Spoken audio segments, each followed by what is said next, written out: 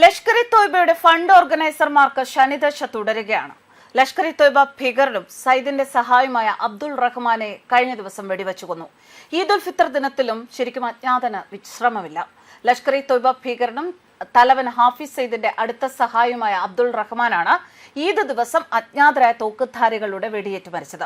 പാകിസ്ഥാനിലെ കറാച്ചിയിൽ ഒരു കടയിൽ നിൽക്കുകയായിരുന്നു റഹ്മാന് നേരെ ബൈക്കിലെത്തിയ രണ്ടാക്രമികൾ വെടിയുതിർക്കുകയായിരുന്നു എന്നാണ് റിപ്പോർട്ട്. പകൽ വെളിച്ചത്തിൽ സംഭവസ്ഥലത്ത് നിന്ന് രക്ഷപ്പെടുന്നതിന് മുൻപ് ആക്രമികൾ റഹ്മാനെ വെടിവെച്ച് വീഴ്ത്തുന്ന ദൃശ്യങ്ങൾ പുറത്തുവന്നിട്ടുണ്ട്.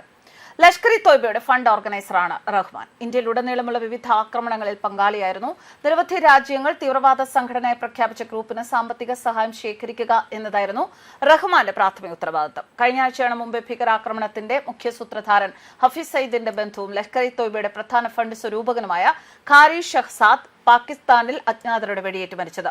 തീവ്രമത സംഘടനയായ ജാമിയത്ത് ഉലമ ഇസ്ലാമിന്റെ വൈസ് പ്രസിഡന്റ് കൂടിയ ഖാരി ഷഹ്സാദ് തിങ്കളാഴ്ച രാവിലെ ഒരു പ്രാദേശിക പള്ളിയിൽ പ്രഭാത പ്രാർത്ഥന നടത്താൻ പോകുന്നതിനിടെ കറാച്ചിയിലെ ഖൈറാബാദ് പ്രദേശത്ത് വെച്ചാണ് അജ്ഞാതർ വെടിവെച്ചു കൊന്നത്. കഴിഞ്ഞ ഒരു മാസം നോക്കുകയാണെങ്കിൽ JUIF-ന്റെ 5 നേതാക്കളാണ് ഇത്തരത്തിൽ കൊല്ലപ്പെട്ടത്. 2026 നിർണായക വർഷമായിട്ടാണ് കേന്ദ്ര ആഭ്യന്തരമന്ത്രി അമിത്ഷാ പാർലമെന്റിൽ തന്റെ പ്രസംഗത്തിനിടെ വെളിപ്പെടുത്തിയത്. 2026-നുള്ളിൽ തീവ്രവാദ പ്രവർത്തനങ്ങളുടെ അടിവേരിളക്കും എന്നാണ് അമിത്ഷാ പ്രഖ്യാപിച്ചിരുന്നത്. എന്തായാലും ആ പ്രഖ്യാപനത്തിന് ഒരു സപ്പോർട്ട് എന്നോണം തന്നെ അജ്ഞാതൻ തന്റെ പ്രവർത്തനങ്ങൾ തുടരുകയാണ്.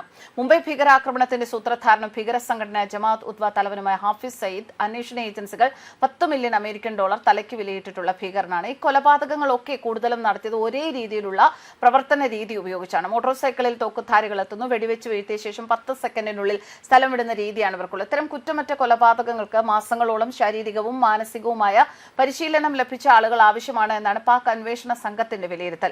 2023 പാകിസ്ഥാൻ അജ്ഞാത ഭീതിയിൽ വിറങ്ങലിച്ചൊരു സമയമായിരുന്നു. ഖലിസ്ഥാനി വിഘടനവാദി HS നിജാർ മുതൽ ലഷ്കർ-ഇ-ടി കമാൻഡർ ഷാഹിദ് ലത്തീഫ് വരെ ഇന്ത്യ അന്വേഷിക്കുന്ന നിരവധി ഭീകരരാണ് ഈ മാസങ്ങളിൽ അജ്ഞാതരായ അക്രമികളാൽ കൊല്ലപ്പെട്ടത്. എന്നാൽ ആരാണ് അജ്ഞാതൻ എന്നാണ് ഈ പണി തുടങ്ങിയത്? ഇനി എത്ര പേർ ലിസ്റ്റിൽ ബാലൻസ് ഉണ്ട്? ഇതെല്ലാം പലർക്കും പല ലോകരാജ്യങ്ങൾക്കും ഉത്തരം കിട്ടാതെ അവരുടെ മുന്നിലുള്ള ചോദ്യങ്ങളാണ്. ഇന്ന് പാകിസ്ഥാൻ മാത്രമല്ല ലോകം പോലും ചോദിക്കുന്നത് ഈ ചോദ്യമാണ്. പാകിസ്ഥാനിൽ 16-ലധികം കൊലപാതകങ്ങളാണ് ഈ കാലഘട്ടത്തിൽ നടന്നത്. കൊല്ലപ്പെട്ട ആൾക്കാരെല്ലാം ലഷ്കർ-ഇ-തോയ്ബ, ജെയ്ഷെ മുഹമ്മദ്, ഹിസ്ബുൾ മുജാഹിദ്ദീൻ തുടങ്ങിയ ഇന്ത്യ വിരുദ്ധ ഭീകര സംഘടനകളുടെ നേതാക്കന്മാരായിരുന്നു.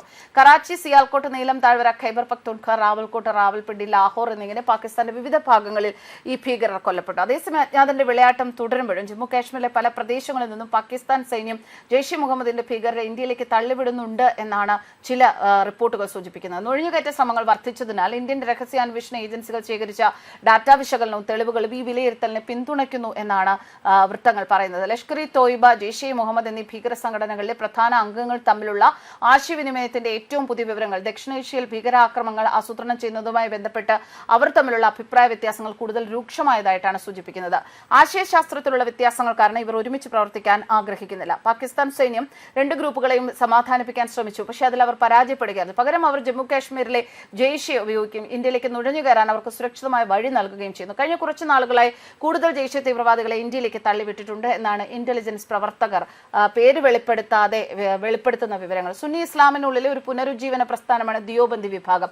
ഈ ദിയോബന്ദി വിഭാഗത്തെയാണ് ജെയ്ഷെ മുഹമ്മദ് പിന്തുടരുന്നത്. അതേസമയം 18-ാം നൂറ്റാണ്ടിലെ പ്രത്യയശാസ്ത്രജ്ഞനായ ഷാ വലിയുല്ല ദഹ്ലവി രൂപീകരിച്ച അഹ്ൽ-ഇ-ഹദീസാണ് ലഷ്കർ-ഇ-തോയ്ബ പിന്തുടരുന്നത്.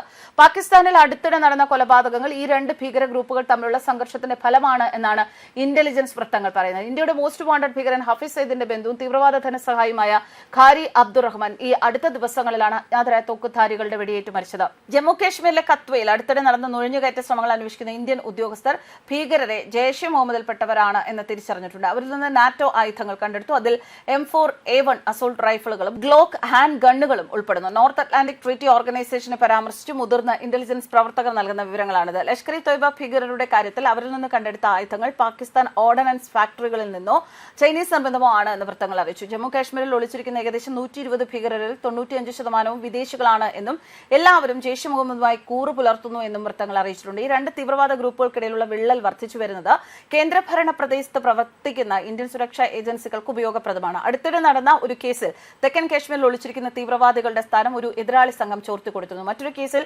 ലഷ്കർ-ഇ-തോയ്ബ തട്ടിക്കൊണ്ടുപോയ ഒരാൾ പിന്നീട് ജെയ്ഷെ മുഹമ്മദ് തീവ്രവാദിയാണെന്ന് തെളിഞ്ഞു. കഴിഞ്ഞ കുറച്ചു വർഷങ്ങളായി ഭവാൽപൂരിന് ചുറ്റും ജെയ്ഷെ സാന്നിധ്യം വർദ്ധിച്ചിട്ടുണ്ട്.